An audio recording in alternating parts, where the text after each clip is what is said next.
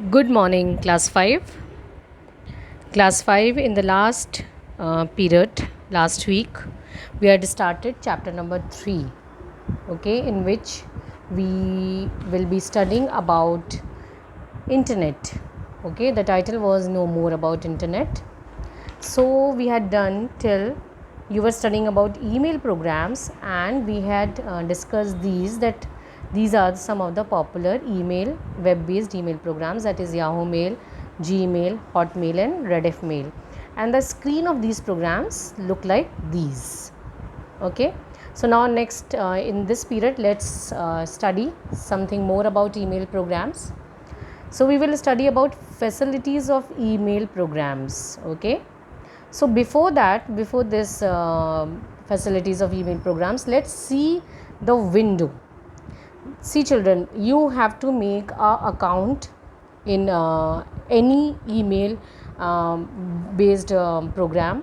Okay, you have to make your own account, just like you all are provided with a unique phone number, or let's say unique roll number in your class. Same way, every email program provides you with a unique identity. Okay, and with that you open the your account in that. Okay, like my email id is poojabajpai2980@gmail.com. Okay, so this identity belongs only to me and not to anyone else in the entire world. Same is with you. Whenever you create, then you open the account with that id, and your id is shown here. Okay, you can see in your book your id is shown here. Right now this account is opened with this id, and we can show this screen here. We can see this screen here. Okay, so in this screen there are various options here. You can see compose mail, then inbox is there, then contacts is there, reply, how you will reply to the mails, and forward means whom you want to forward. Okay, like this there are various components of it. So this screen you will be able to see when you are drafting your reply. Okay, so now let's study from here. Inbox, this is a folder in which all our received emails exist. Inbox is like suppose you open WhatsApp program, so the in that chat box you see various chats are there in which you have either sent or received. So inbox is a folder, it is a small folder in which all the files that you receive are there. Okay, now compose, this option is used to write a new message. When you want to write a new message to somebody, you compose it. We say that we are not writing a mail, we are composing a mail. Composing a mail means we are writing a new mail to somebody. Then send, this option is used to send composed messages. Means whatever that you have written, the message that you have prepared will be sent by using this option. Then reply, this option is used for replying to the received messages. Means when you want to reply, suppose you have received a mail from, let's say, me.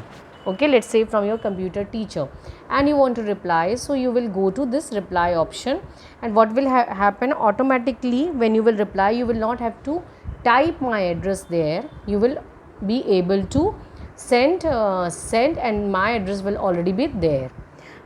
There is a difference between compose and reply. In compose you have to write the sender's address, sorry, the receiver's address, means whom you want to send the mail, and in this reply you will not write the receiver's address because you are replying to that person's mail. Now forward, this option is applied to forward the received messages to other people. Means when you want to forward the received messages, means you have received message for somebody and you want to send it to somebody else, so this you can do with this option. Then delete, this option is applied to delete the selected messages.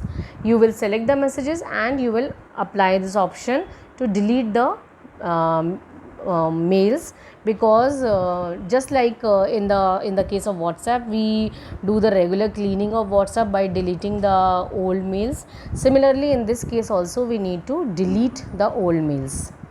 Okay, contacts. The email addresses of other people are stored in this option.